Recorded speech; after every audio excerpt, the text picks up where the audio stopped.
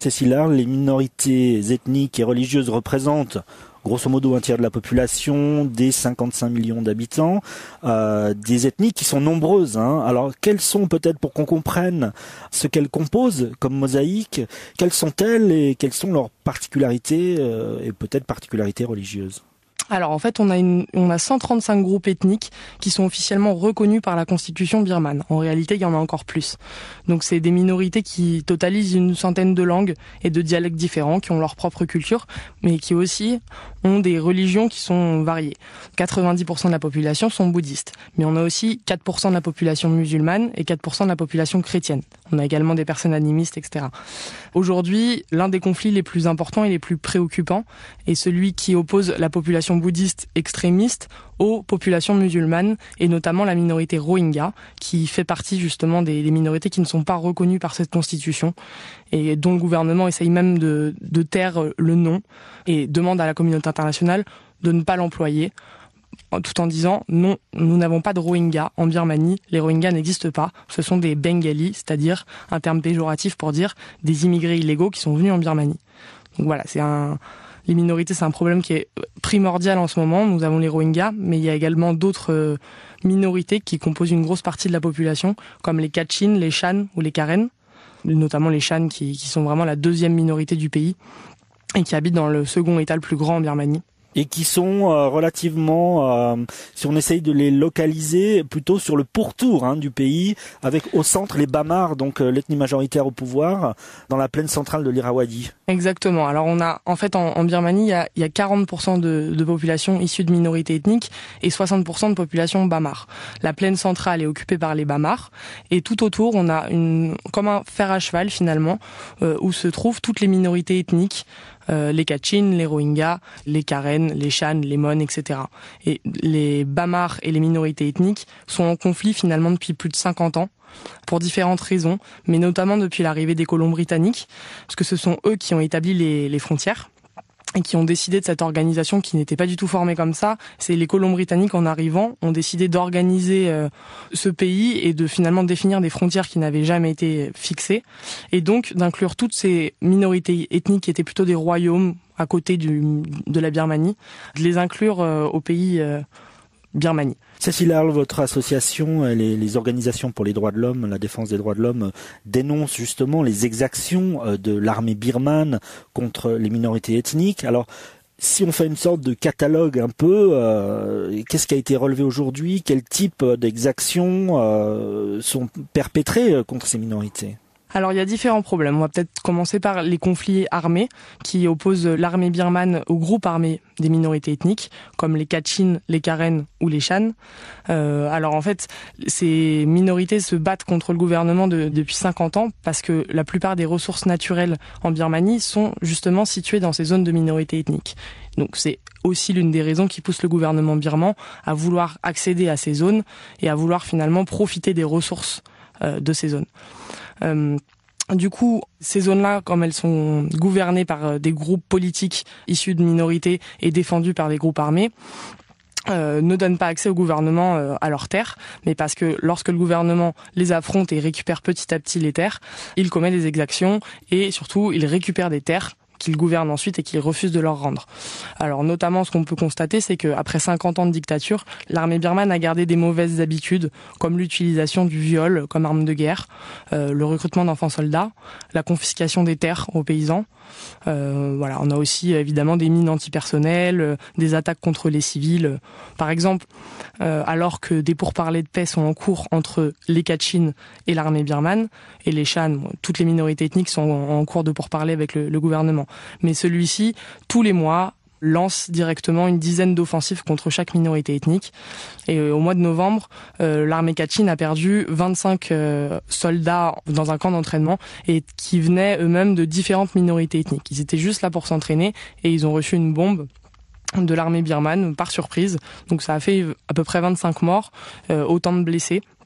Et l'armée birmane a continué ses tirs ensuite sur des camps de déplacés internes qui étaient situés à quelques kilomètres, semant la panique évidemment sur ces populations qui ont déjà été déplacées par des conflits armés il y a quelques années.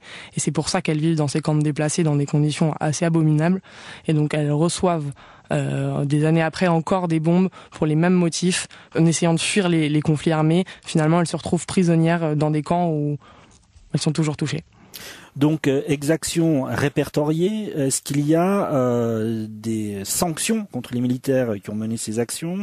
La justice vient d'annoncer une réforme de son fonctionnement. Voilà, comment vous pourriez qualifier le rapport entre justice, militaire, exactions? Alors non, les responsables de ces exactions ne sont absolument pas tenus responsables de leurs actes. On parlait du viol, par exemple, comme arme de guerre.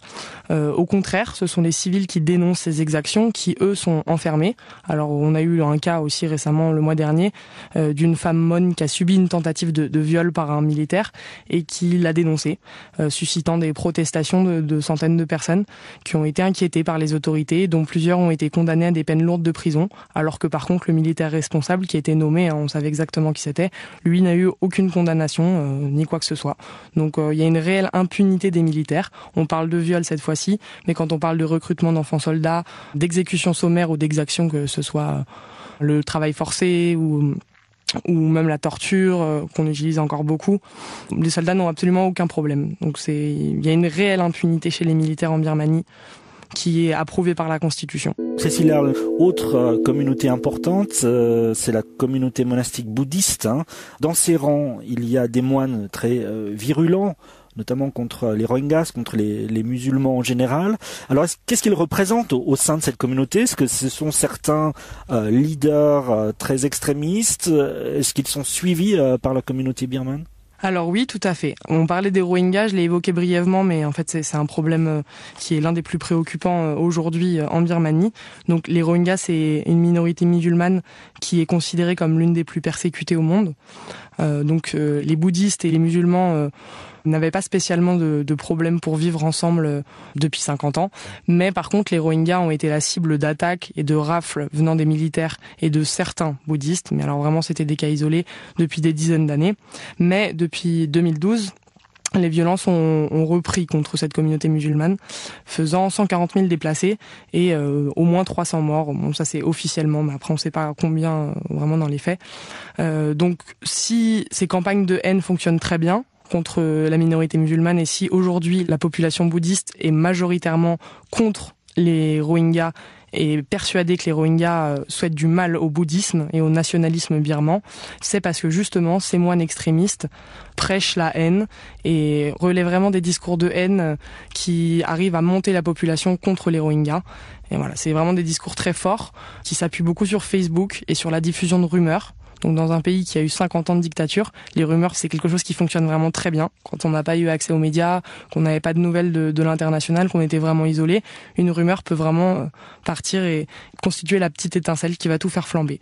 Donc aujourd'hui on a un moine notamment qui est très connu, qui s'appelle Viratu, qui est peut-être le plus connu sur la scène internationale mais aussi en Birmanie, qui n'hésite pas à poster sur son mur Facebook des informations comme il y a quelques mois, dans le restaurant demande aller avec l'adresse etc. Le propriétaire, un homme musulman, donc voilà, c'est toujours utile de préciser la religion dans ce genre de cas, a violé une de ses serveuses, c'est une honte. Résultat, 1 heure après, une 50aine de personnes autour du restaurant, des protestations, 2 morts, un cimetière musulman brûlé, une école de musulmans brûlée.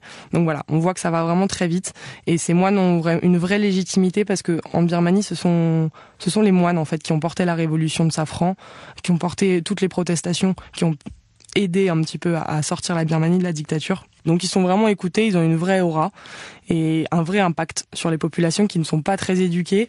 L'université et l'école en Birmanie, l'éducation, le système éducatif est vraiment au plus bas. Donc forcément des personnes en qui on croit, qui prônent le bouddhisme et des valeurs de partage, etc. Quand elles tiennent aussi un discours de haine, finalement ça a un vrai impact sur les populations. Alors justement, Cécile Earle, vous parlez de ces communautés monastiques, bouddhistes, qui étaient le fer de lance de la contestation du pouvoir. Est-ce que pour vous, cette image se fissure? Vous avez certainement soutenu ce mouvement, vous, Info Birmanie, et de les voir aujourd'hui à la tête de cette campagne de haine contre les Rohingyas, quelle est votre position? Là, il y a quelque chose qui colle plus. C'est vrai que par rapport à l'opinion générale, on voit le bouddhisme comme vraiment une religion de paix, avec des vraies valeurs humaines et de partage, etc. On a déjà vu à travers l'histoire, et pas seulement en Birmanie, que c'était pas toujours le cas, que comme toutes les religions, il y avait des extrémistes qui prêchaient une parole qui était différente des leaders. Maintenant, nous, on condamne pas du tout le bouddhisme en tant que tel, on condamne les extrémistes qui prêchent ces discours-là. On a vu par exemple le Dalai Lama condamner les violences à l'égard des musulmans et des Rohingyas. Nous, ce qu'on constate surtout, c'est que certaines personnes attisent vraiment la haine. Et ce qu'on voit aussi, c'est qu'elles sont tout à fait liées au gouvernement, qui finalement utilise cette haine pour diviser le peuple, pour mieux régner et pour affaiblir l'opposante historique, Aung San Suu Kyi. Forcément, en essayant de légitimer un peu le pouvoir de son armée et de se montrer un peu comme un protecteur de la Birmanie, du bouddhisme et du nationalisme birman, le gouvernement a tout intérêt à attiser cette haine et donc à tisser des liens avec ces extrémistes bouddhistes. Aung San Suu Kyi qui critique finalement avec son parti très mollement les persécutions contre les musulmans et les Rohingyas. Comment vous l'expliquez ? Parce qu'Aung San Suu Kyi, c'est malheureusement pas une activiste défenseur des droits de l'homme, c'est une femme politique. Et finalement, ça change tout, parce que elle a comme ligne de mire les élections 2015. Donc, elle tient à son électorat et elle a conscience que son électorat, à l'heure actuelle, pourrait changer de bord si elle se positionnait contre les extrémistes. Et qu'au contraire, en défendant les musulmans et les Rohingyas, elle se mettrait vraiment à dos une grosse partie de la population birmane qui est très réceptive au discours de haine. Donc elle joue tactique politique aujourd'hui. Exactement. Et on peut la comprendre quelque part. On comprend pas du tout le fait qu'elle dénonce pas, mais on sait pourquoi elle ne le fait pas. Et par contre, les minorités ethniques, certaines nous disent, on est très déçus du comportement d'Aung San Suu Kyi, mais on se dit que finalement, si son parti arrivait à être élu et à représenter plus de poids au Parlement, peut-être que il nous traiterait moins mal, en tout cas. Mais on sait aussi qu'au sein du parti d'Aung San Suu Kyi, certaines personnes sont extrêmement racistes aussi et détestent les musulmans et tiennent ce discours-là. Et on sait qu'elle est mal conseillée. De quelle manière la communauté internationale aborde cette question des minorités ethniques? Est-ce qu'elle a moyen de faire pression?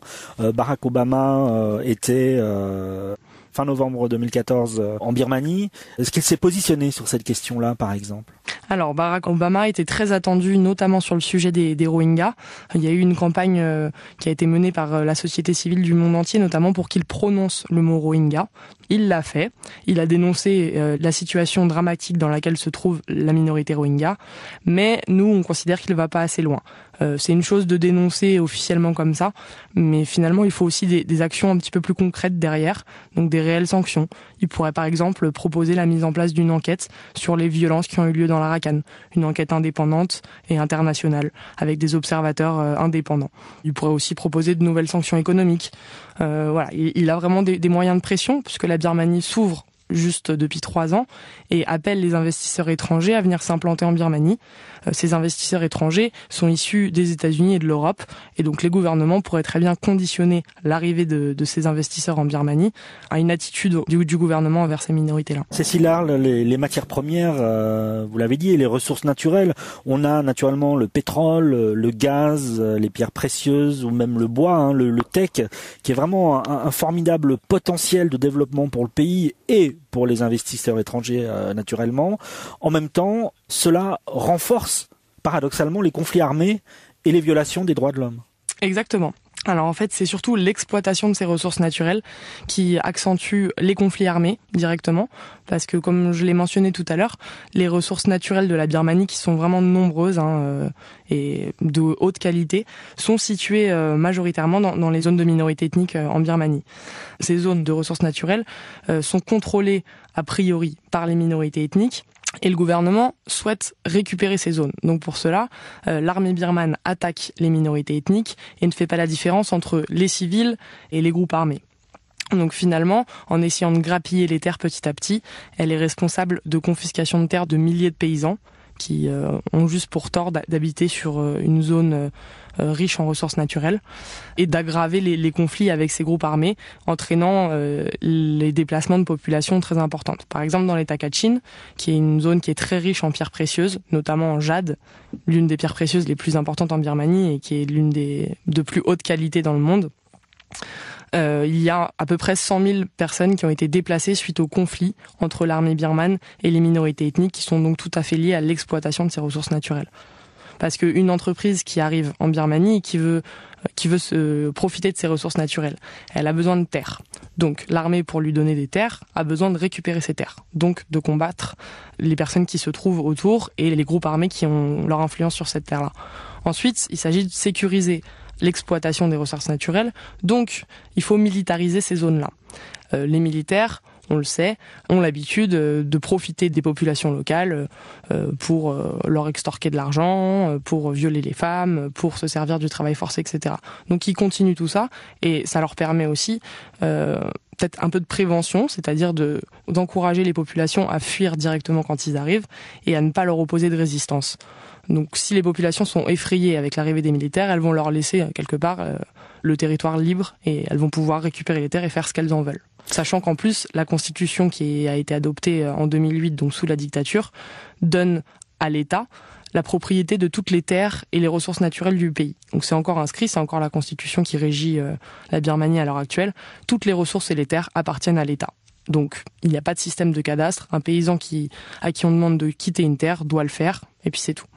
Alors on voit pression sur les minorités ethniques, constitution de bandes armées et naturellement fuite du pays pour se réfugier dans les pays limitrophes, notamment l'Inde, la Chine, le Laos, la Thaïlande, le Bangladesh.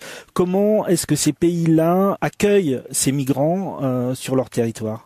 Alors tout dépend. Pour la communauté Rohingya, donc on a parlé du conflit interreligieux là qui a repris depuis 2012. Il faut savoir que depuis septembre, il y a à peu près 1000 personnes par jour qui fuient les violences contre leur minorité et qui fuient en boat people. Donc c'est-à-dire ils prennent des embarcations qui sont souvent taxées par le gouvernement d'ailleurs pour essayer de fuir. Ils vont en Malaisie ou en Thaïlande ou au Bangladesh, ça dépend. Mais alors ils sont très mal reçus. En Thaïlande, il y a notamment des réseaux criminels qui se sont créés, qui récupèrent ces Rohingyas-là et qui demandent à leur famille des rançons sans lesquelles ils menacent de tuer leurs prisonniers. De temps en temps, ils les récupèrent directement pour en faire des esclaves et les mettre sur des bateaux de pêcheurs, les utiliser comme ça. Donc il y a un vrai trafic d'êtres humains quand il s'agit des musulmans Rohingyas. Ensuite, il y a beaucoup de réfugiés économiques qui travaillent en Thaïlande. Donc ça fait depuis vraiment des dizaines d'années que c'est le cas. On pense qu'il y a à peu près 4 millions de Birmans qui travaillent illégalement du coup en Thaïlande. Ça a toujours été plutôt bien accepté par le gouvernement thaïlandais qui a finalement besoin de cette main-d'œuvre qui est vraiment pas chère et qui travaille beaucoup dans des conditions que les Thaïlandais n'accepteraient pas forcément. Sauf que depuis le coup d'État en Thaïlande, là il y a un mouvement un petit peu de retour en arrière, c'est-à-dire que la Thaïlande commence à faire pression sur le gouvernement birman pour qu'il récupère ses migrants. Dans les autres pays, ils sont généralement très mal accueillis. Les bateaux qui arrivent en Malaisie sont renvoyés en mer. Au Bangladesh, c'est pareil. En Australie aussi, ça a été le cas. Donc, non, globalement, ils sont très très